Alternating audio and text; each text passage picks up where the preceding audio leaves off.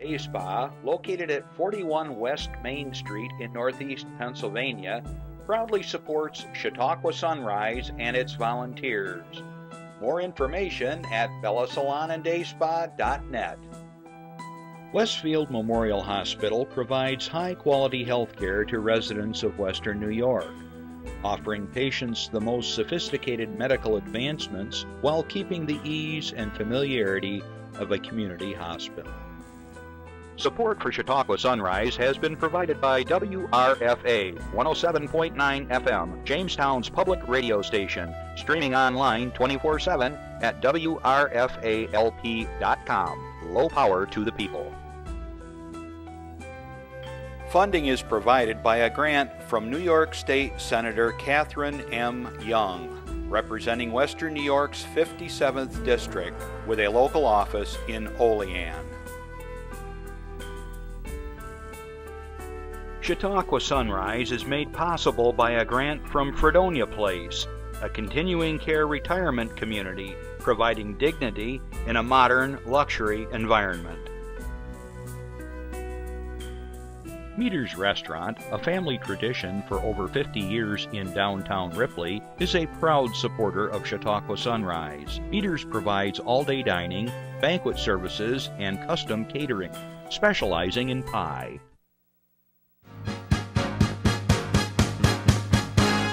From the Access Chautauqua Studios in Mayville, it's Chautauqua Sunrise.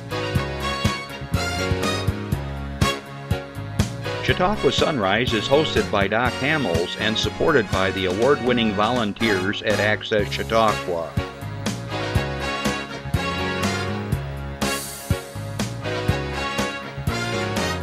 We are here to share local news, colorful interviews, and events of interest to everyone. Chautauqua Sunrise is broadcast live Saturday mornings each week from 9 to 10 a.m. Send events via email or call us live. Check us out on YouTube and Facebook. And now, from the Access Chautauqua Studios, it's Chautauqua Sunrise. Hey, good morning, everybody. I'm Doc Hamels, and welcome to Chautauqua Sunrise. We have a special edition of the show today, so please stay tuned. And if you can't watch the whole show right now, be sure to check back at 2 and 8 right here on Access Chautauqua 1301, because it's just going to be a fabulous show. I got to tell you right now, we've got all kinds of people in the studio today, and we might even have some applause for a change. So we'll see. Boy, are you enjoying the warm weather? I think we're going to have a white Christmas. I looked at the weather report. I think it's supposed to get a little snow a day or two before Christmas. Then it can go. I'm good with that. But think back about 4 or 5 years ago, right about this time. I think it was like 30 below zero. Remember that really cold winter we had? It was horrible. Well, looks like we're enjoying it, and for us guys that are procrastinators, we still can get our Christmas decorations up outside and without having to fall off the roof and icy sidewalks and that. So let's have a lot of fun with that. I want to do a shout out for my friends over in Westfield that we had a great show last night. It's a Wonderful Life, the radio show. And if you haven't had a chance to ever see the show, it's going to be produced again this Sunday, tomorrow, at 2 o'clock at the Lakeshore Center for the Arts. If you saw the show last week, Rick Mascara was here. He's the director. And it's really a lot of fun. And we had full house last night. And I'm in it, yeah.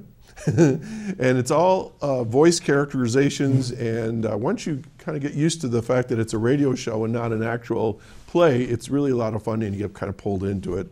And I do welcome you. And the best part, it's free. Okay, so Wonderful Life tomorrow, 2 o'clock.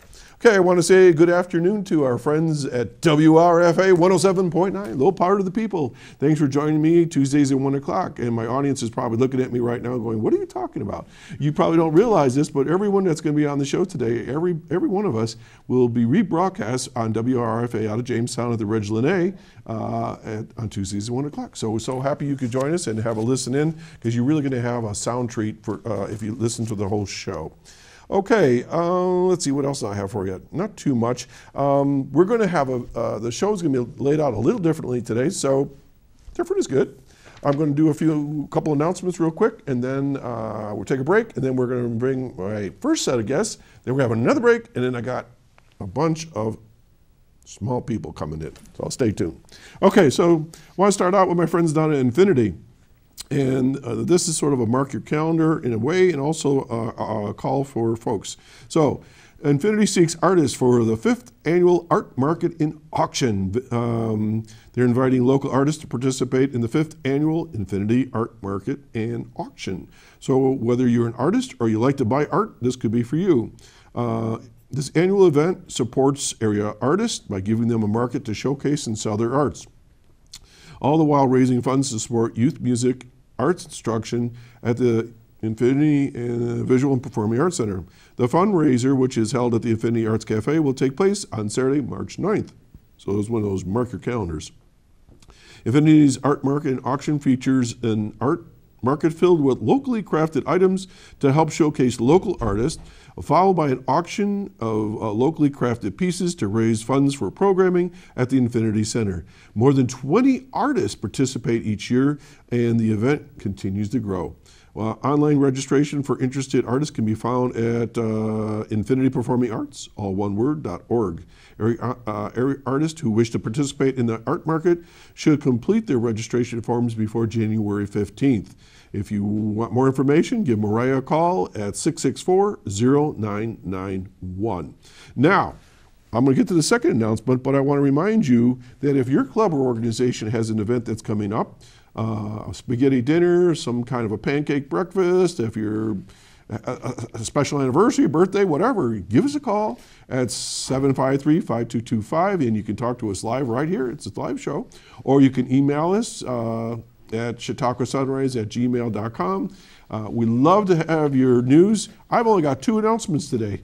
Usually I have like 5 pages, so you're not doing your job. Or we've done everything for now. I know the holidays are coming up and most of the events have taken place, but don't be shy, please. Give us a call, and the people at the other end of the line are really friendly, and they'll pipe you in here. If you don't want to talk to me, it's all right, I understand. They'll write it down and then just hand it to me during the show. Okay, the second announcement, and the only other one I have, is from my buddy Ken Harley with the Rolling Hills Radio. So here we go.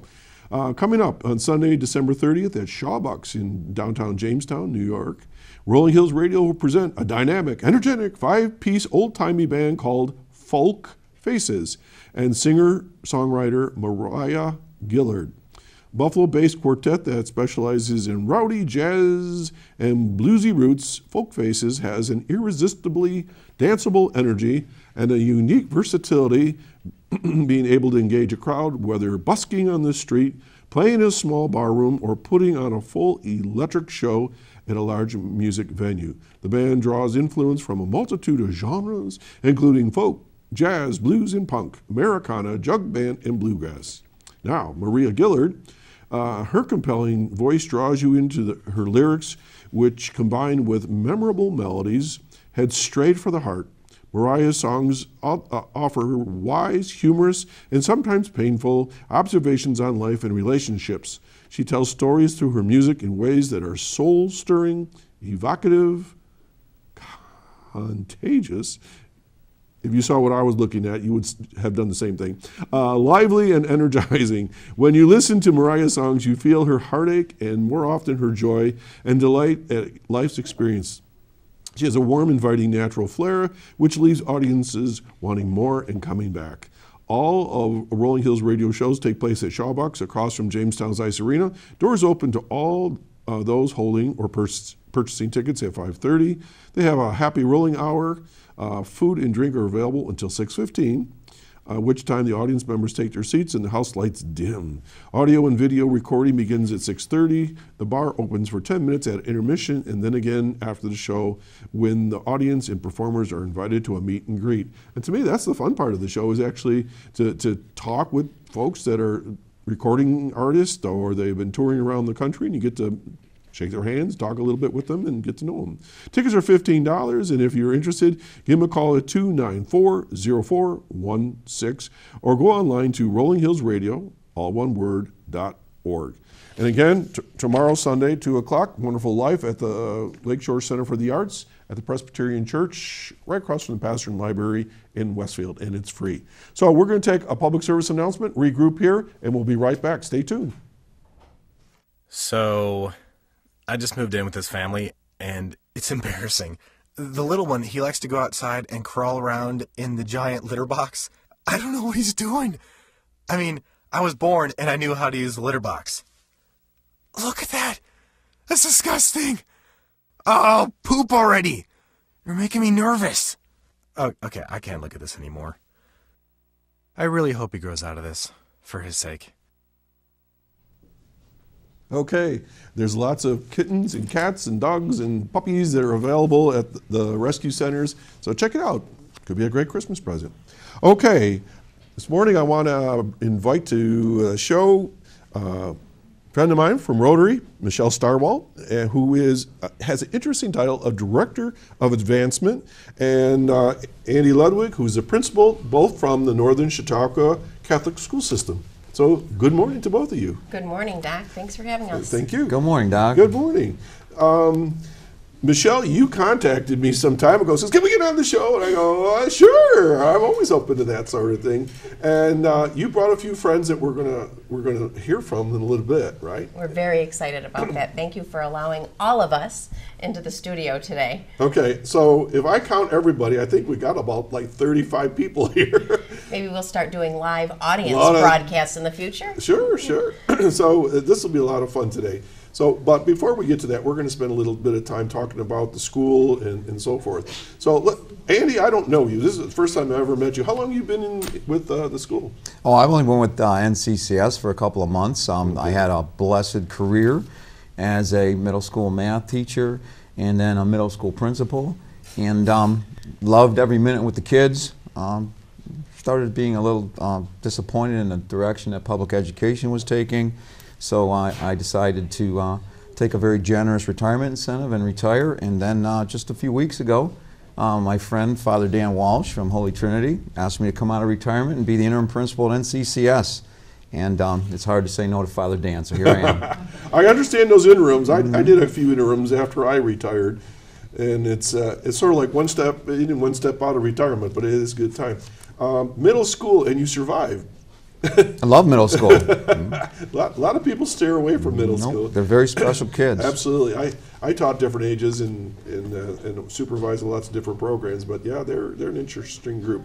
Michele, you have an interesting background. You were, last time I know, you were with the Chautauqua Striders. And we're still going strong through Striders. I make sure anybody that's coming through our doors, substitute teaching, I always tell them about open positions that might be taking place in the north part of the county at Striders. I still have Deb Kathman's phone number saved on speed dial. Deb the Great, she's still listed there. And I was with Striders for about 15 years and decided to take a different route. I do have a couple private businesses that I'm working on growing. And then this came open, and I am a product of Catholic education. I went through Catholic school from kindergarten through 8th grade. I would have gone to Cardinal Manzeni High School. If it was still open. If it was still open. It had closed the summer before. I would have been a freshman there. And so the purple and gold still continues. We are the last private Catholic school in all of Chautauqua County. Really? Yes, we are. I didn't realize that. And Chautauqua County has a very rich history in Catholic education. We have over 165 years, starting with, which was the former St. Mary's School in Dunkirk. That was the first original Catholic school in all of Chautauqua County. And through the years, with increasing tuition and families moving out of Chautauqua County, all the other schools have closed. So we are the last surviving school. We are ranked #1 in the North County through Business First. We are ranked #3 in all of Chautauqua County, again through Business First. And that's always a little bit of a controversial. Ranked as in what category? In elementary education. Okay. Yes, elementary education. And that's always a little bit of a controversial subject. Some people, some schools and administrators don't like to point that out, but always the schools. Well, when you're 1 in 3, you always bring it up. Always the schools in when the you're top. 29, you don't mention it. Always the schools in the top 10 love to boast that. And so We are looking to increase enrollment. We are definitely looking to increase our endowment and development funds. And all you have to do is walk through our school one time and realize what we offer. We shadow now. We offer shadowing experiences to students and parents who may not be sure that they want to make the move.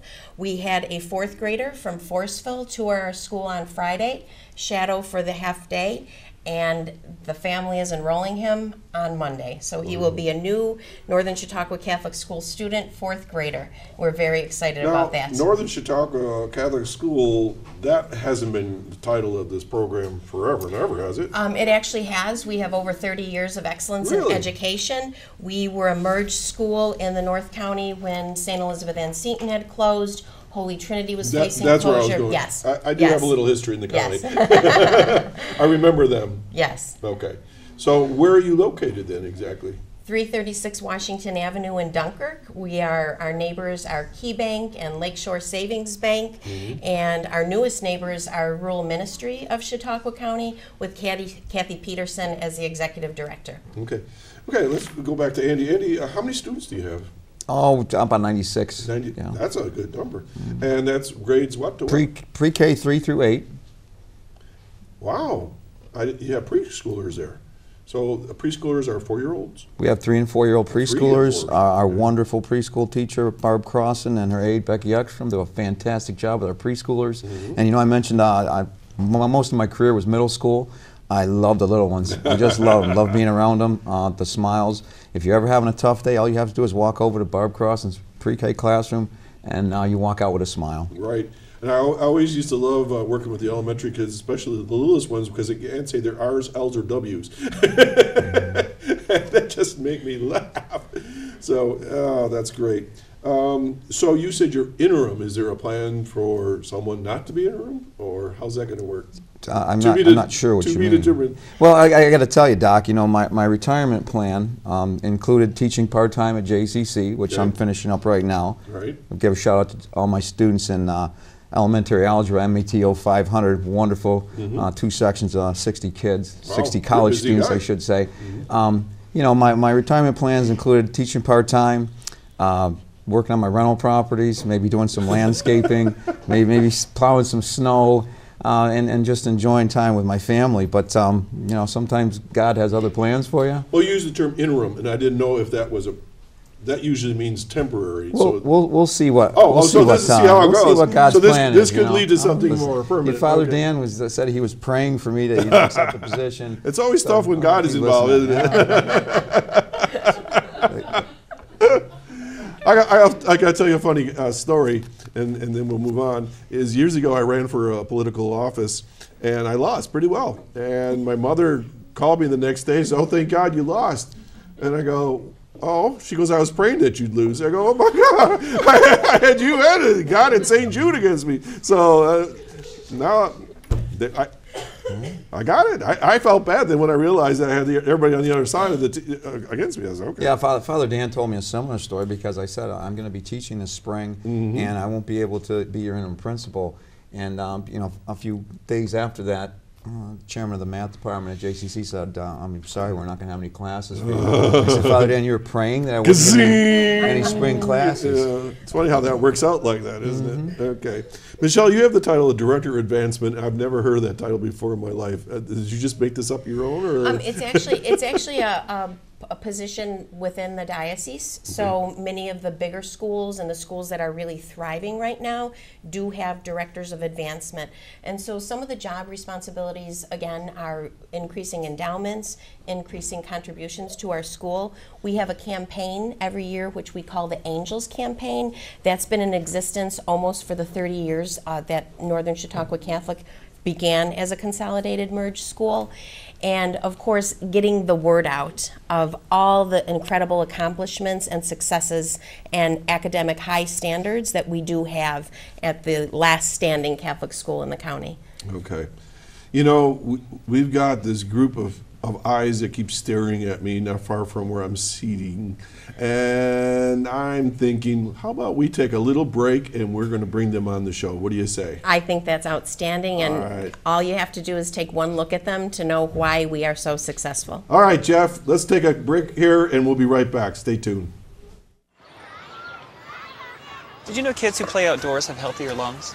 Totally. I did. Did you know that boys that play with dolls make better husbands? My son has lots of dolls. But did you know terry cloth diapers breathe better? I did. It's totally true. Oh, yeah, yeah. Did you know that strollers have the right of way on a sidewalk? Yes. Yep, I did. Did you guys Did you know that kids who eat breakfast have higher GPAs? Yeah, I know. Yeah. That's actually what I was going to say. Did you know babies should never touch silver? It's really bad for them. I knew that. Did you guys know that statistically friendly kids have more friends? Mm-hmm. Yeah. That's obvious. Did you know most people think they're using the right car seat for their kid, but they're not?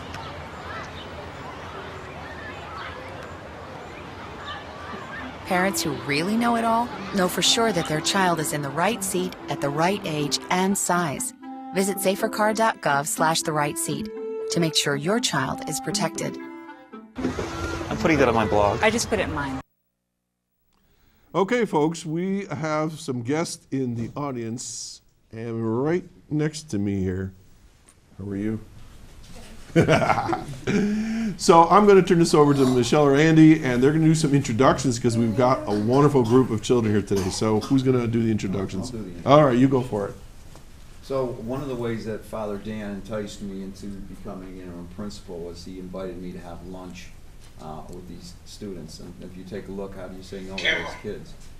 This beautiful group of students is Miss Hannah Bean. She's our music teacher. This is her children's choir, and they're going to sing a wonderful song for us. Probably another wonderful song for us a little bit later.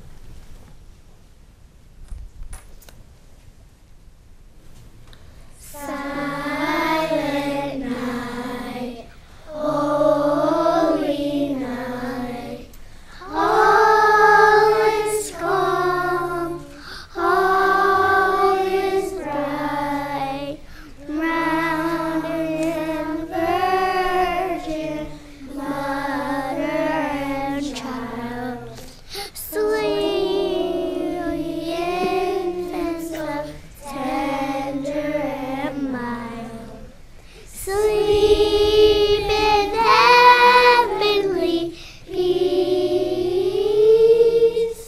sleep in heavenly peace.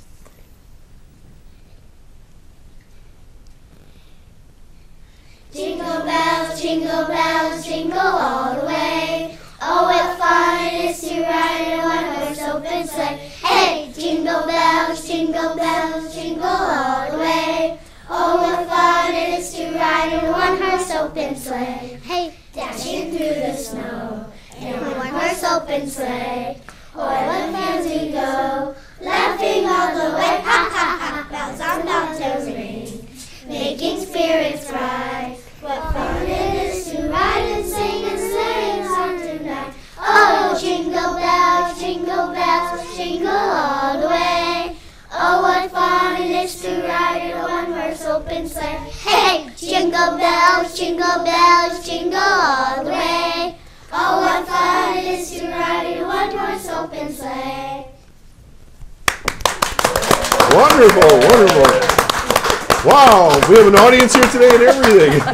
Okay, that was terrific, everyone. Well, before we're done here, we're going to go through each of you, and we just want you to say your first names. So you got to say real loud. You don't have to get too close to the microphone. Okay, so let's start with the back row and just yell out your names, and let's start with you. My name is Tommy, and I'm in 5th grade. Okay. Noah, and I am in 7th grade. Ron, and I'm in 8th grade. My name's Joe, and I'm in 7th grade. My name's Abby, and I'm in 5th grade. My name's Kyle, and I'm in 6th grade. My name is Maya, and I'm in 5th grade. My name is Patrick, and I'm in 1st. My name is Sophia, and I'm in 4th. My name is Julia, and I'm in 3rd. My name is Elise, and I'm in 1st grade. All right, right here. What's your name? It's okay. Aria? Aria? What grade are you in, Aria? pre-K. You're in pre-K. I'm in pre-K. Okay. Like and I'm in kindergarten. You're in Clara and I'm in kindergarten. Bethany and I'm in kindergarten. Okay. Did you have fun today? Yes. Well, thank you for coming. Do you have a concert this year at your school? Yes. I thought maybe. And how did you all get here? Good. How did you get here? Drive. The car drove itself? Did you drive? No. Our parents. Oh, they're over there. There's more over there than there's over here, I think. Okay, so would you like to come on TV again sometime? Yes. Well, you'll have to tell these folks here, and maybe we can have you come back again. Okay? Well, thank you for coming, and we really enjoyed your music. One more time, let's hear it for the kids. Okay, so if you guys just want to go right over that way, and we'll see you again. Merry Christmas and Happy New Year. Have a Merry Christmas. Bye. Nice job.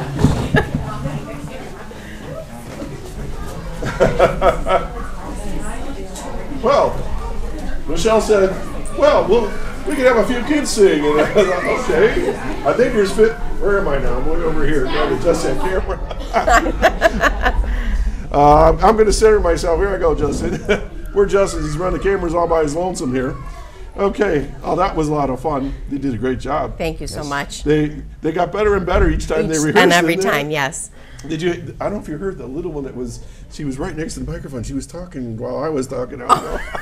She was like, "Hi there." She was really. See, I could hear it in my earpiece. And I was laughing. It's so much fun, and kids are such great to have around this time of year. And wow. So, are you doing anything special? Is there a Christmas concert or something coming up? Or yes, our Christmas concert is this Tuesday, and features children pre-K 3, pre-K 4. All the way through 8th grade. That's something unique about Northern Chautauqua Catholic School too, is our pre-K 3, pre-K 4, and our kindergartners are involved in all the special classes just like the 8th graders are. So each week they participate in music, they participate in music, art, Spanish, computer technology, and physical education.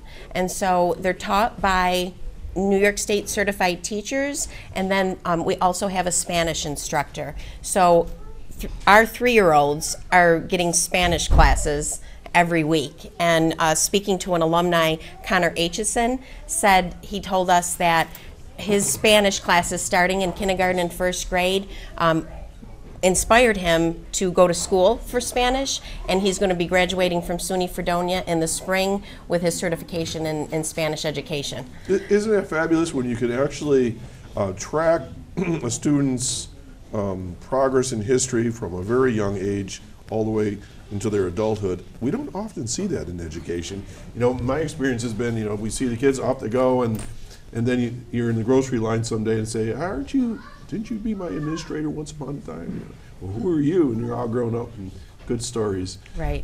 Spanish, wow. I don't ever remember taking any languages in grammar school. But, you know, as far as I remember, they always have said to me that, in college that is, when I was taking classes, that if you're going to teach a second language, it's the time to do it is when you're young. It's just not a big deal. It's just part and parcel of life. Andy, you know Spanish? No. You're gonna absorb it, I think. De nada.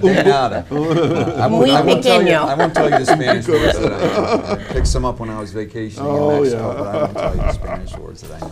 But I have visited the Spanish classroom, and it's wonderful, and our instructor's doing some wonderful things in there. And you know, I'll just say this. I used to poach kids from Catholic school as a public school principal, and the one thing that I always appreciated when we would enroll students from NCCS at my former school is they were miles ahead of our kids in Spanish, and we would have to put them in high school Spanish classes when they would come to the middle school because they had such outstanding Spanish instruction at NCCS and outstanding ELA skills as well. Well, as I recall,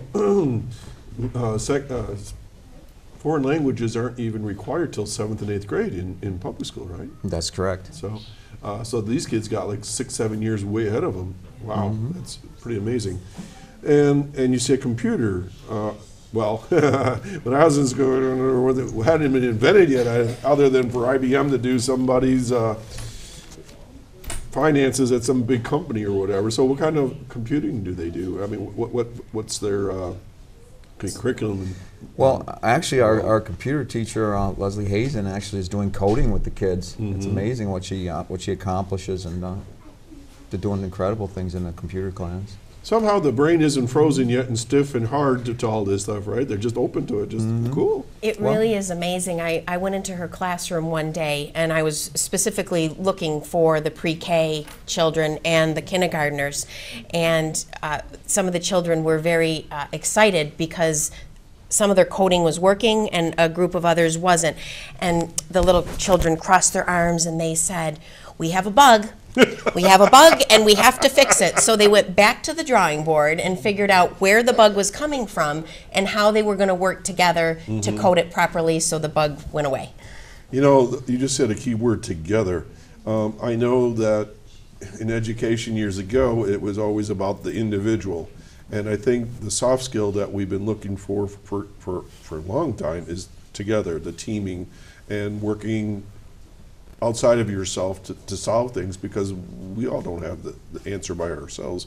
So that's what I'm hearing coming through what you're talking about? Yes, and not only in the classroom and with the teachers, but we also have our prep school students, and our prep school is a prep academy for high school level. The 5th through 8th graders end up mentoring almost the younger students. So they sit with them in mass, they go into their classrooms and read.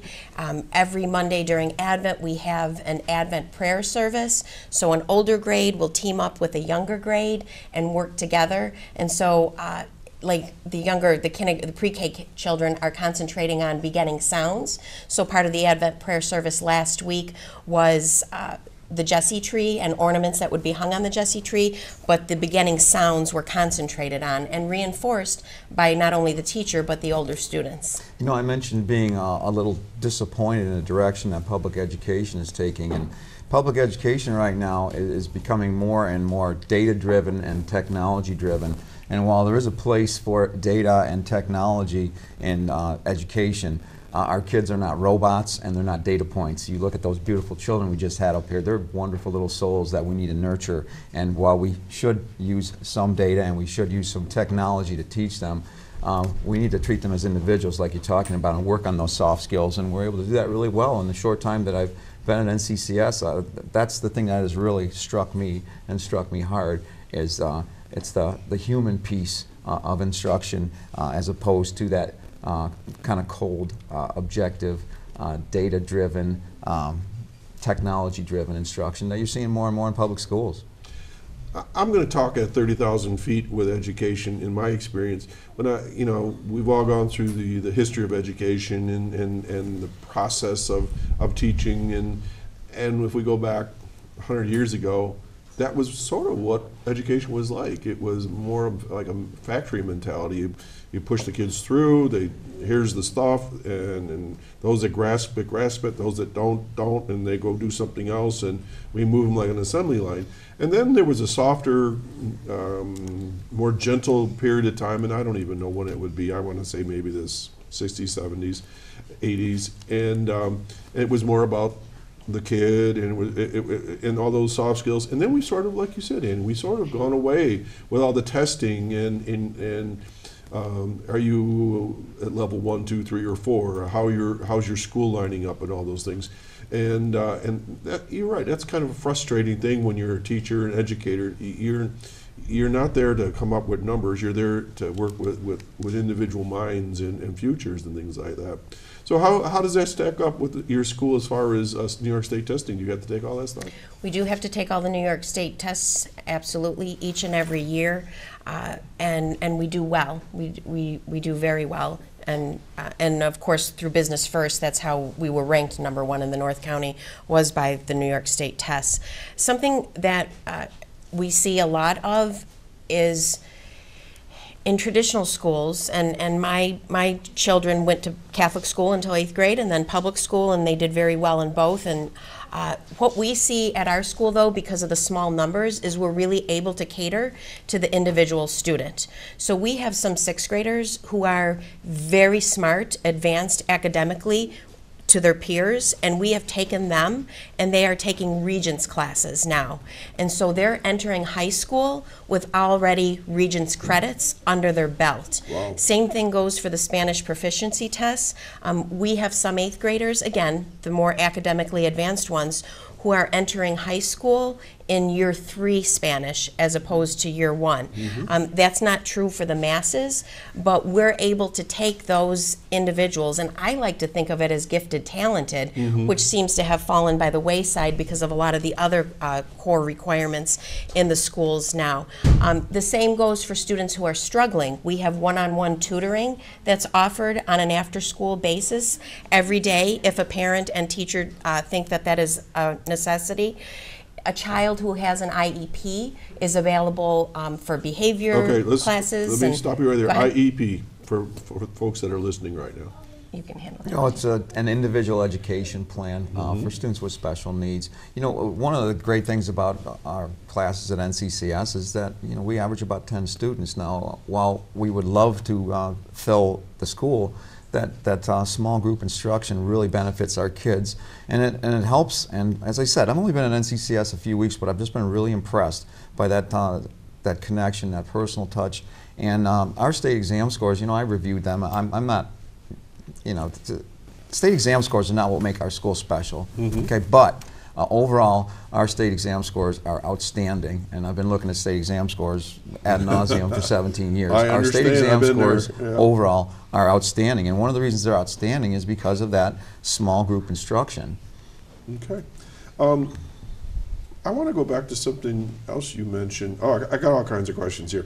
Let me go back to this one real quick. You said PreK 3, PreK 4. What does that mean? So children who turn 3 by December will be eligible to be in the PreK 3 program for next school year, and then the same would go for 4th. It's the same requirements that children entering kindergarten have to be 5 before a certain date. And so we have actually, and it's an all-day program, and then we have the choice. If a parent doesn't want a little 3-year-old in school all day long, the parent chooses. I want another year home with Sally.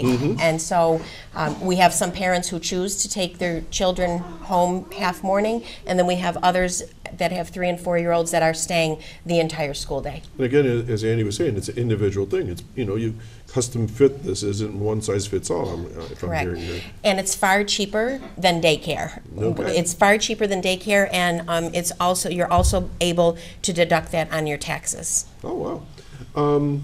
So you said it's a 10-to-1 ratio for the most part? Is that what For the most part.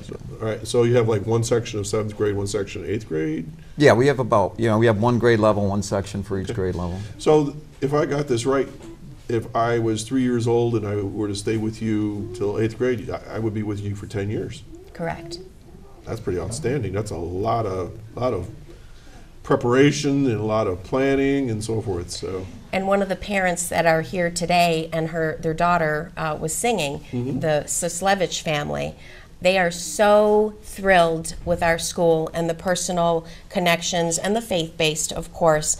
And when I was speaking to her on the phone in regards to today, she said, we are there for the long haul. She said, my daughter is going to graduate from 8th grade, and that's what we want to hear. And we want to be able to open up that feeling and dedication to all of the people who really don't know about our school right now. And Doc, we have 3 generations of Catholic school students coming through now. We're on the 3rd generation. It's incredible to me. Yeah, grandma, mom, yes, me. Yeah. Okay, a question I have, first of all, is you mentioned faith-based. So do you have to be a practicing Catholic to go to this program? You do not. And we have children, so last year my granddaughter was part of the communion class in her church. And so they have a wonderful communion breakfast at the school, which celebrates all the families and children who made their communion. We do have children who are not Catholic and did not receive their communion, so they will take a different role in that communion breakfast and the Mass. So we have Native Americans that attend our school. We have all ethnicities and nationalities, and so you do not need to be Catholic. As we like to say, Christians all believe in Jesus Christ, and we have much more in common than we do in differences. Okay, so it doesn't matter what size, what color, what shape, how old you are, whatever, you're faith-based, it's a school. All are welcome. All are welcome. All are welcome. But it has the flavoring of Christian faith. Yes. Absolutely. Okay. You mentioned that you're cheaper than daycare, and I'm not trying to capitalize on that. Well, I don't like the word cheaper. You're getting better value. More You're getting, affordable. you're getting better value. I know. I'll say this, Michelle. I don't like the word cheaper. You're getting better value for your money. Better bang for your dollar. Better value for your money. All right, so let's be upfront then. What is the cost? How much does it cost to attend your school? Is it for PreK T4I, it's $5,000 a year. Okay. Now there are scholarships available. We got a Bison scholarship and some other scholarships that you can apply for. PreK T4I is $5,000.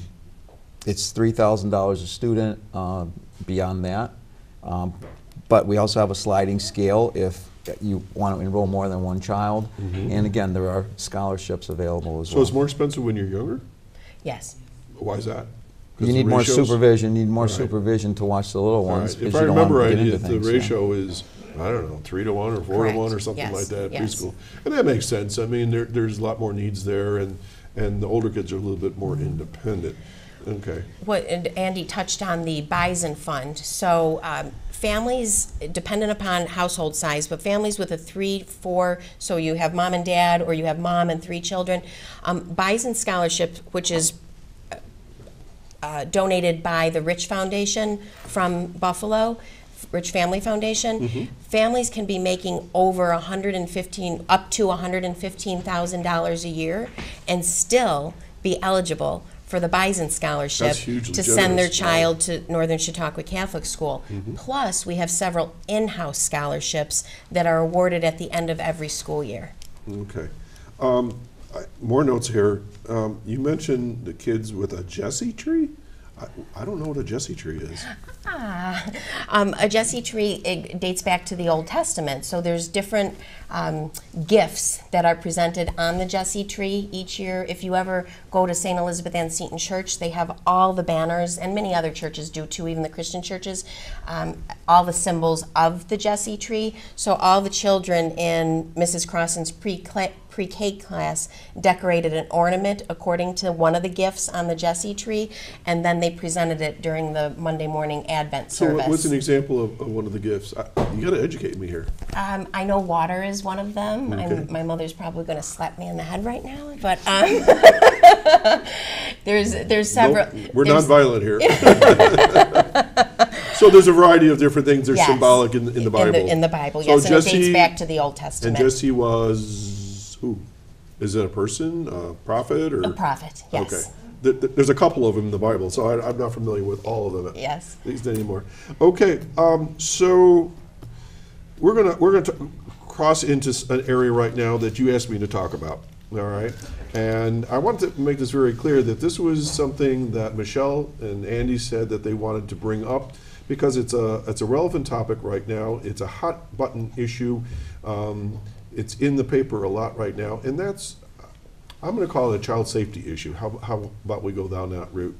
And so I'm going to let you frame it. Go for it. So when I first started working at Northern Chautauqua Catholic School, many of my former colleagues were sending me texts and sending me emails. There had been another big announcement through the diocese in regards to some things that had happened decades ago with priests, and my colleagues, who I respect very much, had asked me, do you regret making this decision right now? Decision to go to the school. Yes, and I said, absolutely not. Because when I walk into this building every day, I see the tremendous amount of good that is going on. In the diocese, we have a virtuous training that every single parent, volunteer, priest, teacher, administrator, board members must take, before they become active at Northern Chautauqua Catholic School, and that does hold true for every school. When approaching people, especially small people in the community, small businesses, small families, when I'm out there asking for donations, and often the time, and Nandy has mentioned it as well, how do we know where this money is going? I can tell you 100% in writing, every single penny that is donated to Northern Chautauqua Catholic School stays in our school and goes for the betterment of Catholic and Christian education to each and every student. So there was two issues going on: transparency of funds and inappropriate relationships with priests. Absolutely. Okay, Andy, you were saying something? I see it as one issue and one issue alone, that is trust. And can you trust the people that you're working with? And like a lot of Catholics, I wonder where's the best place to invest my time and my efforts and my prayers and my money. Where is my time and my efforts and my prayer and my money going to? But I trust Father Dan complicitly. I've known Father Dan Walsh for almost 40 years. He married my wife and me. He's kept a very close connection with me my entire adult life. And he baptized my children. And whatever issues I have with the Catholic Church at large, if I focus locally and I focus on the people I can trust, it's Father Dan, it's the people at NCCS. And Father Dan said this to me. He said, look, the way to fix what's wrong with the Catholic Church is to start with the children. And what better place to start with the children than a school? And what better place to invest your time, money, prayers, and effort than in our children? They're the future of our faith. And so that's why we're here. Okay. You said there was a type of training. Can you say that word again? It's virtuous training. How do you spell that? I believe it's VERTRIUS. It's the Latin. It's VIR. VIR. And that training was present when my children were in Catholic school, and my oldest daughter is going to be 34 in February. So we in our school and in our area have been making sure that all the proper procedures are followed. And we have parents entrusting the lives of their children with us every day, and we are confident, as are they, that all the safe and proper procedures are being followed. So give me a couple examples of what you ensure as far as safety and training. Andy might be able to speak better to that. I mean, as far as parents and even volunteers, whomever, always having to sign in, always having to wear a name tag. Okay. Easily identifiable. Easily identifiable, and again, even the lunch monitors have to go through this training. Any adult that touches, yes, is involved with children. Which actually doesn't exist in all places, and in this day and age, it's just an added benefit to our school. Okay. I mentioned earlier that I was in education, and I went up through the ranks, retired as school superintendent. And Andy, maybe you can chime in on this as well now. Whenever I had a student, boy or girl, it mattered or not, my door was never closed. Never closed. I never transported a student by myself. Unfortunately, nothing would ever happen, but you always had to make sure that both you and the child, there was a sense of appropriateness and that everybody was safe. But we've kind of had to go away from that and make sure all these things are in place. I'm assuming the same with you guys? It's the same, and in some ways it's somewhat disappointing, to be honest with you. I mean, we're trying so hard to keep the bad guys out that we're keeping the good guys out as well. And we're making it more and more difficult for parents to come in and see their kids. So, I got to sign in, I got to be on camera and all the time. And, unfortunately, it's just the way that things are nowadays. Everybody's under suspicion. Sometimes it's you're guilty until proven innocent. But again, I'll just say it comes down to trust. And you have to be able to trust the people that you're working with. And the best safety measure, I'll tell you, is that no one's going to hurt the children in my school. No one. And I guess since we're on the topic, and then we'll leave it there, is if there was a concern, what's the process? Well, you know, it would be brought to an administration level, and then examined to see if it rose to the level of having to involve law enforcement. But you know, I'll just say it again. In some respects, it almost seems like we're closing the barn door after all the horses have gotten out. Right. You know, I think we need to start fresh. Prevention. Yeah, prevention for things that happened years and decades ago, and that aren't happening currently. Right. We seem to live in fear of the ghost of the past type thing. Very true. So as far as organization-wise, I'm familiar with school systems where you have your staff, you have administration, and then there's a higher authority above that. Can you explain that to me from the Catholic school perspective? We have a board of trustees. Is that like Board of Education? It is a board of education. Okay. It's a board of trustees, and as Andy referenced, Reverend Dan Walsh, he's our canonical administrator. So, and that's every Catholic school has a board of trustees with a canonical administrator. Most of the time, it's a parish priest. So when Holy Family was in existence, the priest at that time was the canonical administrator for the school. In a regionalized school, we have several different parishes involved, and so a person is chosen, and it's been Father Dan, and he's been an absolute joy and tremendous benefit to the school. His faith and his personality and his love of the children and Catholic education is going to catapult us to even more success. And our board of trustees, we have some incredible, impressive educational people on our board. We have lawyers, we have educators, we have retired professors from universities on our board, we have local community business owners, and they are all working together with administration in the school and faculty to make sure academics continue to rise, enrollment continues to increase, and donations continue to come in. Use a term that I've never heard before. Canonical? Canonical. Canonical administrator. This coming from canon? Yes, canon law. Okay. Yes. And that's just a yes. religious term or Father Dan is like the superintendent. Superintendent. Yes. Oh, he's the boss man. Yes. Canonical. Okay, Father Dan, I'll remember that. Okay. So here you are. You have 96 students. We talked a little bit about the tuition and so forth. So what's your capacity for growth? How big can you We get? could double. We could easily double our numbers. So a couple hundred? Easily. And you know what? If we can grow even more than that, then maybe we'll expand the school or look for another location. We want as many kids as we can get. Wow.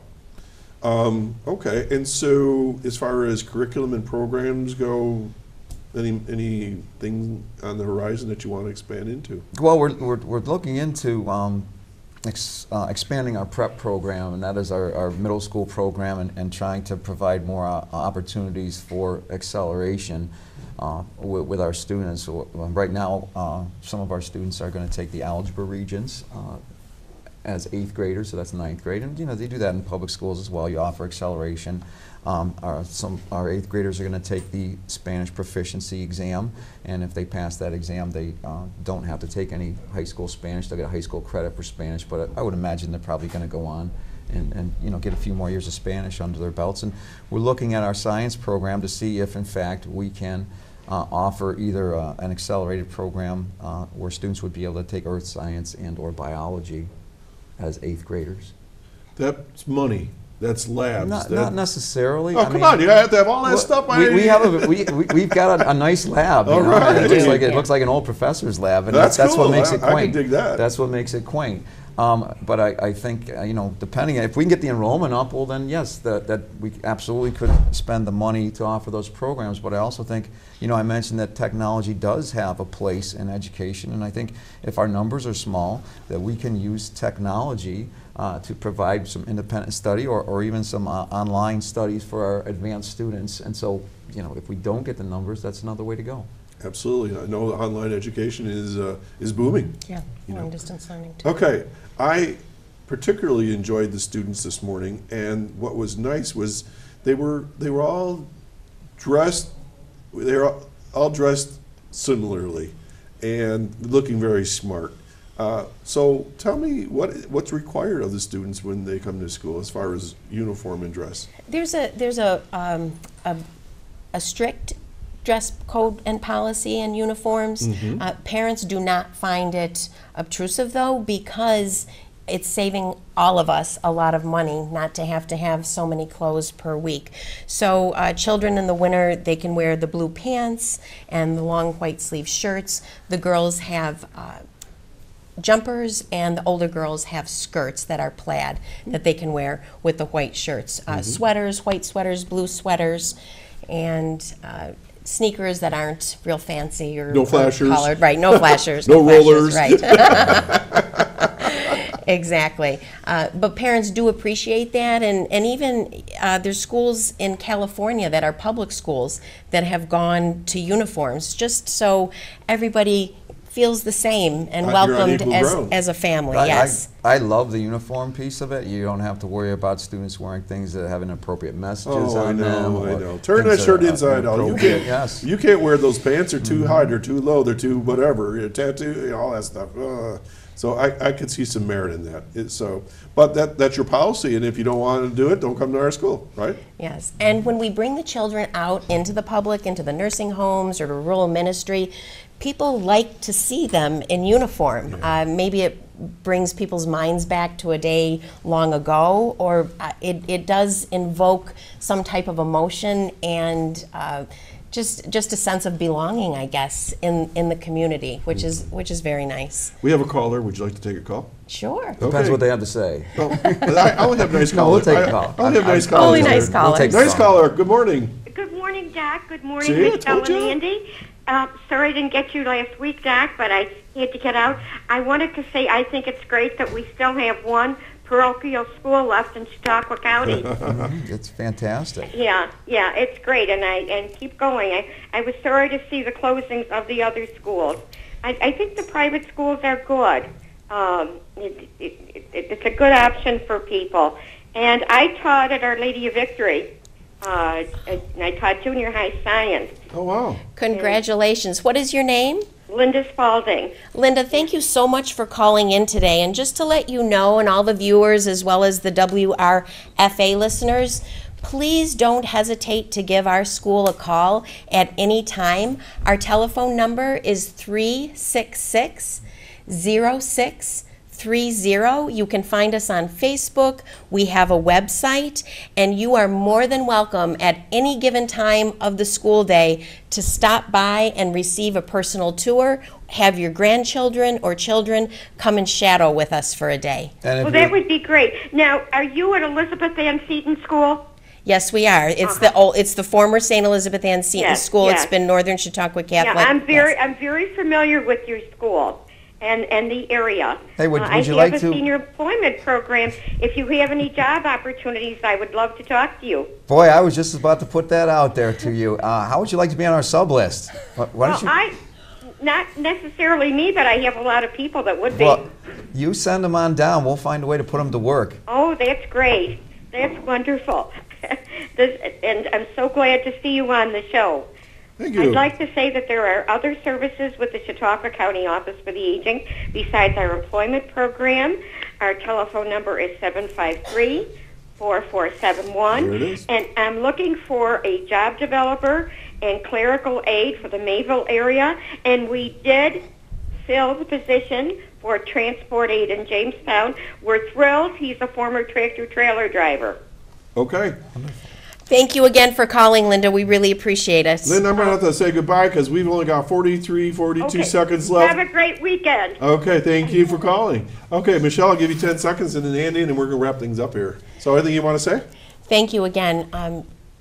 For all of those who attended Catholic schools in the past and those schools are now closed, please think of donating to Northern Chautauqua Catholic School. You will become one of our angels. We will value you and pray for you on a daily basis. And for all those grandparents out there who want a special education for their children, again, call our school at 366-0630. Andy Ludwig, principal. Parents Parents and students, if you have any interest whatsoever in a Catholic education or just a quality education in a private school, you have any interest whatsoever, you come down to NCCS, bring your kid, I'll show him or her around, and you will walk away thinking one of two things. That's for me, or maybe that's not for me, but that place is really something special. Michele and Andy, thanks for joining me today from Northern Chautauqua Catholic Schools. And all the kids that are still in the studio and the parents, thanks for being in here. Have a Merry Christmas and Happy New Year to all of you. And we're going to do this again next week right here at 9 o'clock. And we got a special holiday program set up for you. So stay tuned till then and have a great week and a lovely weekend. Take care now. Bye now. Merry Christmas. Thanks, guys. Okay.